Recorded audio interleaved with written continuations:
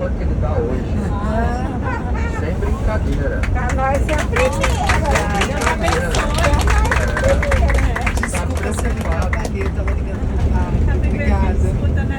Tá preocupado com a galera que vai para o inferno. Tá preocupado. Como é que é? Tem inferno?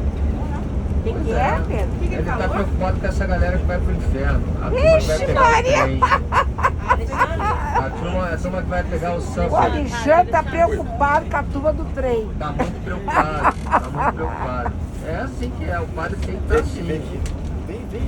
Eu já olho e já deixo falar, mas o padre não pode Quer fazer. trocar, Emerson? Você tem que ir. Eu olho e vejo, vai para aquele lugar. Mas o padre não pode somente olhar, ele tem que tomar essa providência. Por isso ele já deu a 10ª aula hoje a respeito, onde um número extraordinário de 2% fixou a matéria.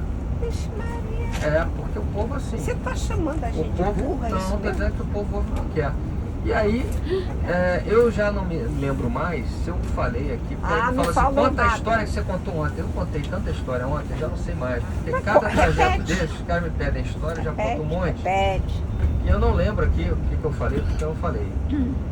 Mas aí alguém perguntou da história dessa peregrinação, me perguntaram do bosque em San Giovanni, me perguntaram da conversa que eu tive com São Francisco lá em Assis. Eu não lembro se eu falei aqui de um. Não, nada. Falou nada. Você não vem aqui. Você vem nesse ano, você fica 5 minutos. É verdade, a hora vai ficar um trajeto Mas inteiro. 5 minutos é a atenção de vocês. Vocês depois dormem, roncam. Tem uma mulher que ronca aqui. Tem, ronca. Tá todo mundo esperto. Olha o sol, Vocês estão gente. ligados, tomaram aquele chocolate Não fala quente, não, café, ele Pedro não sei o gosta. quê? Ah, é? Hein? É, não vai falar nada. É, então Senão, tá bom. aí mesmo aqui nem 2% vai Pronto, ouvir. então vamos ver. O problema é o seguinte, primeira coisa que vocês têm que ter em mente. O negócio do milagre do sol não é para qualquer um, não. Não é assim que funciona. Tanto que o Alexandre se referiu a um dom. Esse dom que ele tem, eu próprio não tenho. Eu só anunciei nesse dia em 2011 em Fátima. O que acontece é porque ela já sabia que ele seria sacerdote, já tinha avisado a ele, apesar de toda a confusão da vida dele. São Jerônimo tinha dito a ele também. E eu vou até dizer para vocês, foi uma mensagem que eu mesmo dei, as duas eu dei e eu mesmo duvidei. Tive que falar para São Jerônimo, você exagerou aí, meu. Esse negócio não vai sair não. Ainda eu falava para São Jerônimo, olha o exemplo do Guido. O Guido não deu. Falava. Né? Então, ela virou e fez esse... É como se Deus tivesse feito um pacto com ele. Falar assim, meu amigo, é o seguinte, não duvide. Não seja como seu primo aí que dá a mensagem, mas fica meio preocupado. Vai com fé. Quando você quiser, reza, olha que eu vou estar lá, a Eucaristia, o corpo e o sangue. De fato, essa vez em 2011, vou começar por aí, essa vez em 2011, foi um dos milagres do sol mais impressionantes que eu vi. Claro que o Frei João Antônio veio buzinando na minha orelha, que tinha que ter milagre do sol para os outros dois que ainda não tinha visto. Porque ele é abusado, ele diz que ele é padre do Marajó, então todo mundo tem que obedecer. Deve existir uma categoria, padres e padres do Marajó. Padre do Marajó é superior. É verdade, ele diz isso. Então, ele soube, né, a Natália contou para ele, a minha esposa, que nós estivemos lá. E nós dois vimos o milagre do sol em Fátima, e a Natália.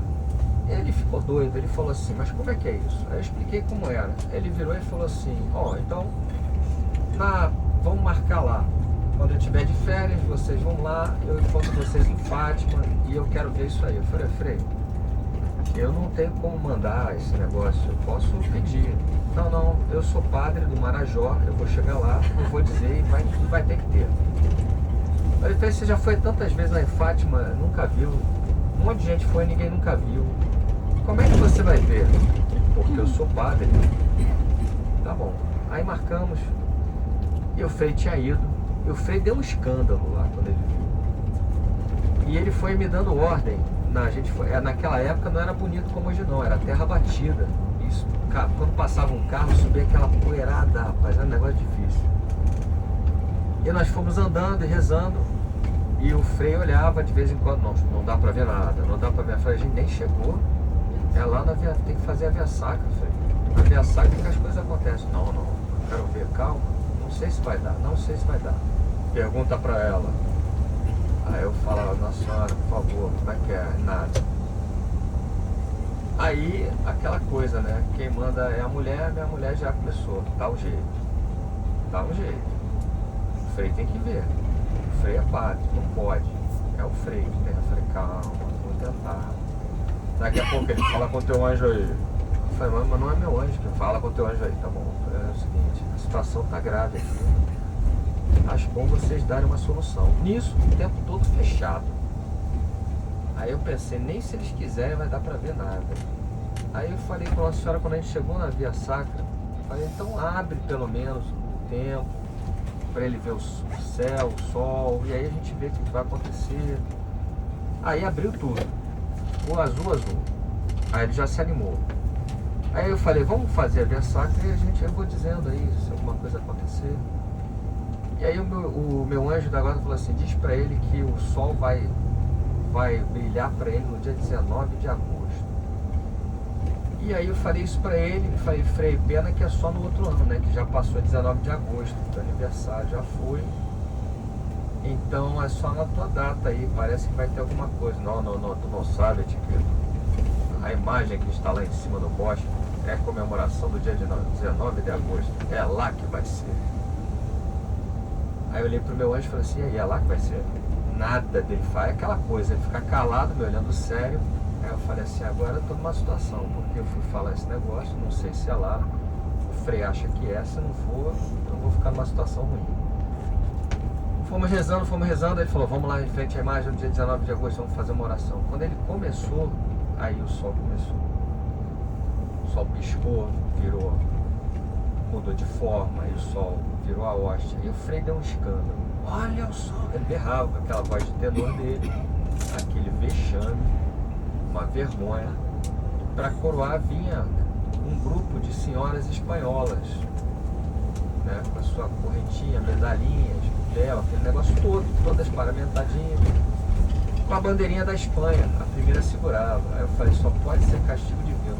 O homem dando escândalo, é espanhol, e vem as espanholas que não estão vendo nada, e elas não viam nada. E aí a espanhola olhou pra minha cara e falou assim, que vergonha, isso aqui é um lugar de oração, vocês são muito barulhentos. Aí eu falei assim, mas senhora, eu vou dizer uma coisa pra senhora, eu sou brasileiro, ele é espanhol, tá? Aí ela não acreditou, olhou feio pra mim e passou. E nada, aí eu falei, Frei, já tá bom, aí tá bom. Aí ele não conseguia parar de rir. Oh, como é que pode? Oh, olha o que Nossa Senhora faz, aquela coisa toda. Aí deu um tempo, respirou. Aí eu falei, você está devendo a oração aí que você falou, que ia fazer uma oração aí da imagem, dia 19. É verdade, vamos lá. Aí chegamos na imagem, ela toda branquinha, linda. E eu comentei com ele, Frei, esse rostinho aí dessa imagem é o que mais se aproxima com o rosto de Nossa Senhora que eu vejo. Eu achei até que a moça que esculpiu tinha visto Nossa Senhora, porque é muito parecido mesmo, é impressionante. É, muito bonito, vamos fazer oração. Ele começou a fazer oração e eu começo a ver, isso não tinha acontecido ainda comigo, a imagem começa a ser banhada de cor, como se fosse, como o Alexandre falou, né? Quando você derrama alguma coisa, o lenço vai absorvendo, e a imagem começou a absorver cor assim, aos poucos. Então ela ficou verde, daí ela ficou amarela, daí ela ficou rosa. Aí aquele silêncio, o Frei parou de rezar e ficou olhando. Daqui a pouco eu falei assim, vocês estão vendo? Aí ele falou, ela tá mudando de cor, não é possível. Aí ele gritava, agora tá verde, agora tá roxo, agora. E foi assim, né? Foi a primeira vez. Quando chegou em 2011, ele queria que os outros vissem também. Ficou no meu pé. Eu falei, Frei, eu não sei, você sabe que eu posso pedir, mas eu não sei. Não, você sabe que você tem que chegar e falar. Aí tá bom, vamos fazer, né? Vamos fazer. E também, de novo, estava um pouco nublado e tal. Eu pedi, na hora que eu pedi, Nossa Senhora abriu o tempo rapidamente. Mas dessa vez ela deixou algumas nuvens, como se fossem almofadas assim no céu, espalhadas. E quando o Milagre do Sol começou, foi também a primeira vez que eu vi a hóstia sangrar.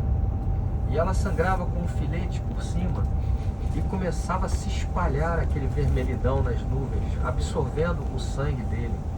O céu ficou todo vermelho. Foi uma coisa muito impressionante aquilo ali. Aquilo ali foi muito forte. E ele quis dizer, ela, né, na verdade, na senhora quis dizer, o importante está aí, o corpo e o sangue de Cristo. E a gente teve aquela experiência muito especial.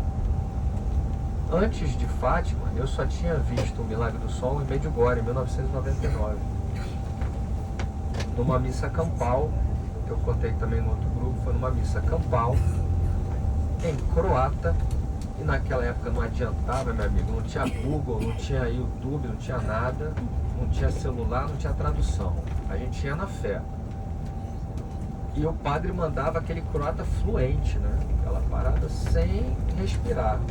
E era o Frei Ioso, que era um dos sacerdotes que tinha acolhido aos videntes meninos ali durante a guerra.